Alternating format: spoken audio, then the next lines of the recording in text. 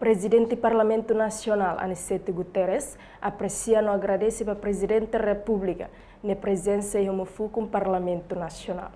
Quinta-feira, semana no Parlamento Nacional, lo que sessão solene ba sessão quinta legislatura Parlamento Nacional, nebe preside o Presidente da República José Ramos Horta, incluímos a tua mensagem ba Estado no povo Timor-Leste toma.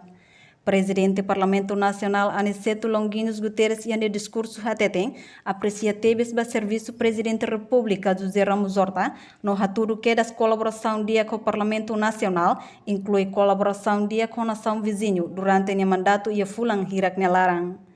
O Presidente do Parlamento Nacional nós aprecio no agradecimento especial da Sua Excelência Senhor Presidente da República, Dr. Ramos Horta, desde o início do meu mandato presidencial, a tudo que era a colaboração dia com o Parlamento Nacional, não hoje, mas há muito corrida outro e a sessão solene também, por isso a mensagem para o Estado no povo, no hall abertura da quinta sessão legislativa,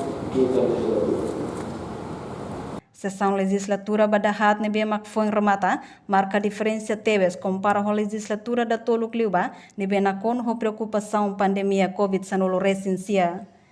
Nia hatutan ia sessão legislativa dahat, Parlamento Nacional hatudo cumprimento ba constitucional sira, liuhusi actos legislativo, no actos políticos. Sessão legislativa badahat nebe ita foi remata, marca a diferença compara a sessão legislativa da tolo Liuba, deve na a restrição sira pandemia Covid-19 impõe. Extensão do estado de emergência remata aí a novembro de 2021, com a aprovação da revisão da lei do sistema de saúde, por responder às exigências da pandemia. Mobilidade de deputados para municípios, por a fiscalização para estrangeiro normaliza falhão, e a Tina Rio de Janeiro, e está sobre a eleição presidencial por e a sessão legislativa da o Parlamento Nacional atua o cumprimento da competência constitucional e atos legislativos ou atos políticos do governo. Deve ao se destaca desse Paulo nessa prisão.